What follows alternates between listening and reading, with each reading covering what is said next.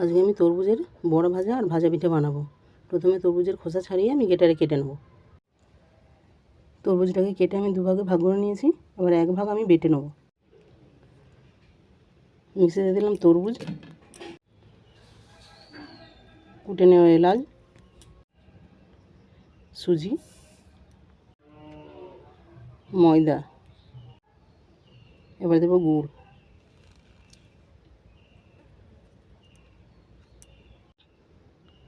লবণ আর উষ্ণ গরম জল। এবার আমি এটা মিক্সিতে বেটে নেবো। তরমুজটাকে বাটাও হলো আর ময়দাটাকে ফাটাও হলো। তোমরা জলের আন্দাজ বুঝতে না পারলে আলাদা আলাদা করে বেটে মেখে নিতে পারো। এরপর বড়া ভাজার জন্য নেবো আমি গ্রেটারে কাটা তরমুজ, লবণ, নারকেল কোড়া, সুজি, চিনি, কুটে নেওয়া এলাচ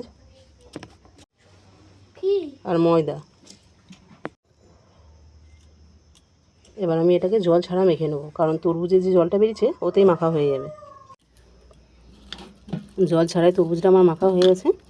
এবার আমি এটাকে তেলে ভেজে নেব।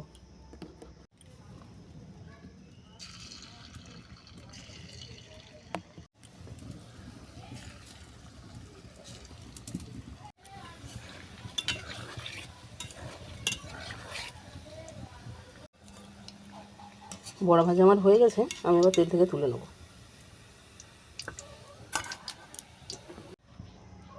এরপর বড়া তেলেই আমি ভাজা পিঠেগুলো ভেজে নেব।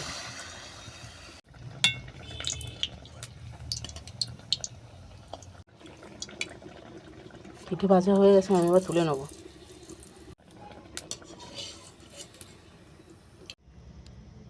এবার নিশ্চয়ই তরমুজের আর অবশিষ্ট অংশটা ফেলবে না, এইভাবে কিছু না কিছু বানিয়ে নেবে। আমি দুটো রেসিপি বানিয়েছি, তরমুজের ভাজা পিঠে আর বড়া ভাজা। যাই হোক, কেমন হয়েছে তোমরা অবশ্য কমেন্ট করে জানিও।